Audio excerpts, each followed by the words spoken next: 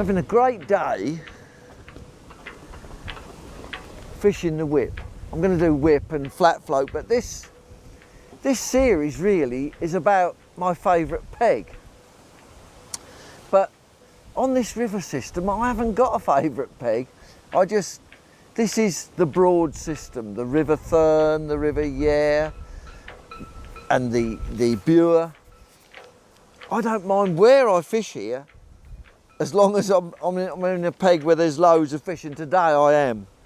This particular bit is at Martham. It's the River Thurne at Martham. Got a really wild day, wind, and I'm catching, it's deep, close in. And I'm catching roach, just loose feeding casters. It's a tidal river, so it is affected by the tide, and at the moment what's happening is we call it, the tide is flooding, it's coming in, and it goes at a fair pace as well. So I'm loose feeding casters and hemp in front of me, and then just running down, and every run through I'm catching a fish. Just some small roach, some big ones. Just note I'm holding it. I've got one of my favourite poles. It's called a Silverlite Sphere Whip, ultralight. I'm using caster to try and catch some big fish, but it doesn't always work that way. Everything takes casters. You've got to feel sorry for me, really. It's a windy day, but it's making the fishing easy. Just dropping the rig in, fishing at 5 metres, it's deep there. I've already had 1 or 2 big fish there as well. And then a good handful of hemp and caster. Feeding's the most important part of it. Then just letting the float run down, I'm into another one straight away. I've got elastic through this tip just to, not for this fish, but if you hook a big fish, it just helps you get the fish out. I'm using like an 010 bottom, so just stops you getting broken. Note when I unhook the fish, look, I'm holding the pole on my arm, so it's like, almost like you'd hold a rod. And then if you keep hold of the pole, you'll find that you can unhook the fish and keep the hook in your hand there, put the fish in the net, and you're there then ready just to bait up again. And I'm half hooking the caster, so just through, half hooking the caster, dropping it in where I'm loose feeding. This method really is about catching lots of fish, sort of you're after 1 a minute. So if you're fishing a match or even pleasure fishing, you finish up with 200 or 300 fish. I'm feeding quite heavily. 2 good flicks and then into another fish straight away. This is like an all action method. Another fish in. As I say, just get hold of the fish. You can unhook it, that's the beauty of this pole. Look at it, that's 5 metres. It's so slim and light. Gives you plenty of room to unhook the fish. So, and on windy days like this, it makes so much difference. The pole's up in the air, it's really windy, I can't feel it. A thicker pole, you'd have a job pulling it back in this wind. So just half hook that caster. I'm just trying to drop it in a little bit. The water's flooding that way, so I'm just dropping the bait slightly upstream. So imagine where it's going to finish up. It's sort of 7 or 8 foot deep there, so quite deep. And straight away the fish are taking it on the drop now. That's a small one. Usually if you're catching them up in the water, they're smaller fish. Can you see how fast you can catch fish? So the pole itself just becomes part of your arm. Just drop it in, down, feed. And it's lovely in a match when you're catching like this. You know you're probably going to win the match. And letting it run down, run down. It's got to the bottom this time, so there's a chance I might catch a bigger fish. Slightly bigger. But I knew that I'd catch a slightly bigger fish if it got to the ground. And that's what happened. Sort of like, that's a 2 ounce roach. This is just a great way to catch fish, and you can catch big fish as well. I've already had 1 or 2 better quality fish on it. And it's so easy. I'm on a 1.5 gram rig. So fairly positive, don't fish too light, so you can just drop it in, fish on the drop then. Oh dear. So I say it's lovely when you're in a match and you're catching at this pace. Sort of like this would be a 300, probably 300 in a match, so 1 a minute average, which is great. And as I said, this is one of my favourite rivers, the River Thurne, and it's solid with fish. There's bream up to £7 here. You wouldn't think it. And I think what makes it so good, because it's tidal as always, I don't even have to look at my float now. I just sort of strike and out, and then another one's in. I've got them lined up. Fishing, you know, is just about your feeding, how you feed, and usually once you start off, you might not be catching that well, but if you keep feeding, especially hemp and casters, the fish will get bigger.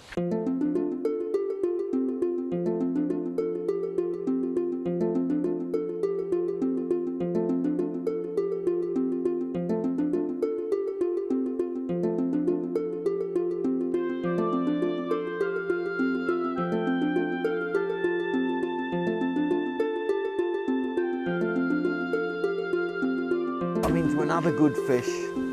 I've just switched to the flat float now. I fed some balls earlier with chopworm and caster, and these are beautiful little skimmers. This is what I've come for today on the flat float, trying to hold it over the ground bait. They're not massive fish, but they're just beautiful fish. Took a really, really big lump of worm, look, hanging out of his mouth. Put that in the net. So I'm fishing a flat float at 10 metres. So quite a bit of wind, and you want to hold the pole still. I'm fishing it over depth, probably by about at least 12 inches over depth.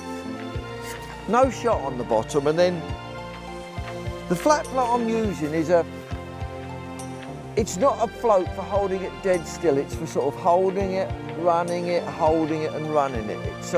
It's just a different shape to a normal flat float, but you can sort of put your bait through and hold it dead still, then move it a bit. So you're probably going through at less than quarter pace anyway, which gives the skimmers and bream time to grab hold of it. Just putting the head of a dendrobaena on. Just a little piece, so a small piece of worm really. Then shipping out and trying to get that worm to run over. Cut 3 balls with chopworm, trying to get that worm to run over. So I've cupped in exactly that distance. I picked a marker on the far bank. And so I'm going to run my float down so it goes over the bait and continues through. You never quite know, sometimes skimmers will lay off the back of your bait, so you've got to drop it in, and I've slightly overshotted that flat float. So really it wants to go under. If you overshot a float, the more you overshot a float, the more still you can hold it. So it's probably overshotted by about 3 or 4 number 8s. And when you're fishing a flat float, you always drop your bait in downstream of where you're fishing. So your float's this way, and you lay the bait in with the stream and hold on to it. So you can imagine the bait's in front of your float, and you're holding it, letting it run a little bit, holding it, just creeping it really over your baited area. And because it's a flat float, it offers less resistance to the water. So it will stay down without coming out of the water. So it will stay, that's the idea of a flat float. It will just stay down.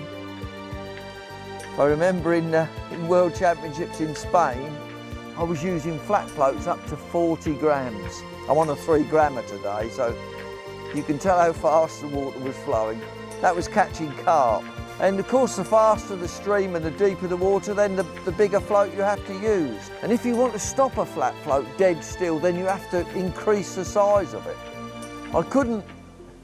This is a 3 grammer, I couldn't hold it dead still in this flow. But I can just get it to go down a bit, Then when it starts to ride up, I just let it move a little bit over the baited area. And you'll find if you keep feeding, if it goes quiet, just I'm going to put another ball of bait in. I like to get that antenna just, if I can, just almost going under, and then you see the little, you'll see a little dig from the bite. I think already I might have to feed again. That's how quick they take your bait here. Into another one now. This might be a roach, I don't know, it might be a skimmer.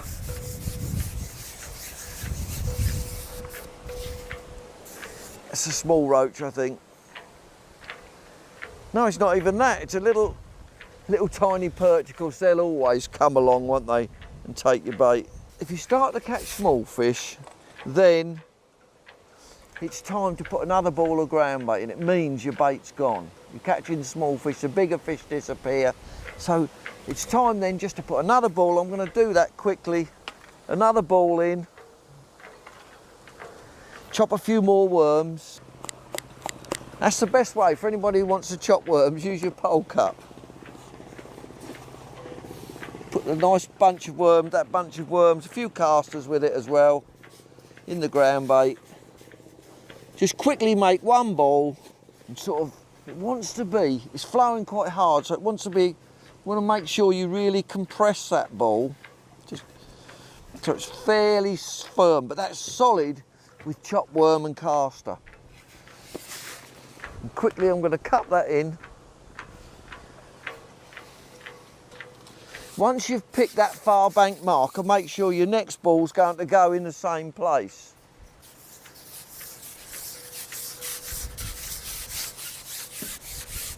Always important just to feed in the same area, and then you put your float through the same area.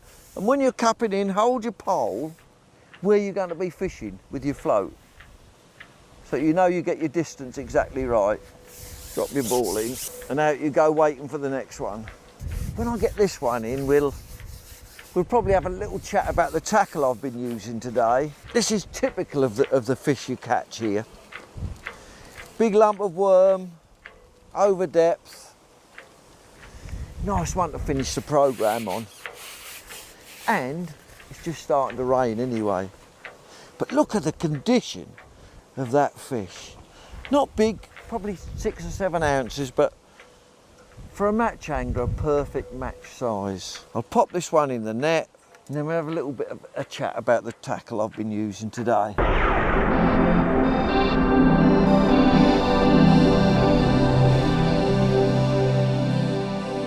I've been using my Browning Exo Sphere pole today. When you're fishing long, it's good to have a good stiff pole, but it's an expensive one.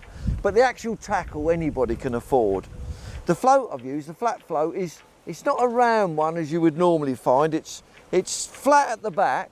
It's a flat float, but it's for running, so you can drop your bait in the water, hold it, and run it along. This is 3 grams, 0.18 mainline, which is a pretty strong line. This one, like it's called a hybrid Browning hybrid power mono, but it's really strong. You need to use a high-tech line. Down to the olivette. Now the olivette although it's a 3 gram float, I could get a 3 gram olivette on there as well, because they're always a little bit over. And I've got a piece of silicone through the middle of that olivette and then plugged it so it doesn't move. You don't want your olivette bumping up and down when you're fishing. So I can move it, adjust it, but it won't move when I'm catching fish. And then below that, here I've got 6 number 8 shot, very close together, so that the olivette will be down, the shot will also hold that bait down, and then I've overshotted the float slightly, by about 3 of those number 8s overshotted, so that the float tries to go under, but you hold it back. But so there's the number 8s, and then I've got just a loop to loop here. I don't use my special knot for this sort of fishing. And I've got an 014 hook length, and then the hook is a Browning Sphere match hook. They come ready tied, so they're lovely, ultra sharp, beautiful to use. And the elastic is a 1.5 microbore, sort of like an orange one. It's just my favourite one for this. Big skimmers, anything, handles them well. So that's my flat float rig. Now my whip rig, I'll quickly show you. So the whip itself is our new one. It's a Sphere Silverlite whip. I've got the same elastic through the tip, and it's deep close in here, so it's only at 5 metres today, so for catching a fish a minute really. The float is one that an angler makes. He makes them for me. Dean Townsend is his name, and this is the float name, it's a Bob Nudd Nevis float. So it's a DT Bob Nudd Nevis, that's just the shape of it. But this is a pressed body, so it's not balsa, so if you damage the float, doesn't make any difference. Once you get it set up, stays the same all the time, exactly the same. Always I've got 3 pieces of silicone on there so the float doesn't move when you're catching fish. You don't want the depth altering unless you want to alter it. Oh, I've got 014 mainline on that. And then down I've got a similar olivette again on here. Same olivette plugged through. Reasonable long hook length, reasonable. And I've got three number 9 droppers. So olivette, which is about 1.25 grams olivette, 3 number 9 droppers. And in here, you can't see it, but I have a little special knot. I call it a twisted figure of 8, but I don't know really what it is, but you can hardly see it on there, and I've tucked that shot against it. Just means you don't get any tangles. And I've got a 16 hook on there and single caster, or I had some on a bit of worm today. So that's the basic setup. And this whip I can ship on with this. It goes up to 10 metres, but if you check out the diameter, it's just incredible. And strength, I can get hold of that and crush it. With a normal pole, say the normal poles like this that we use, I cannot. You'd be frightened to really squeeze that hard, but this, I can squeeze this as hard as I want. Really strong, light and stiff. Just what you want for catching fish close in.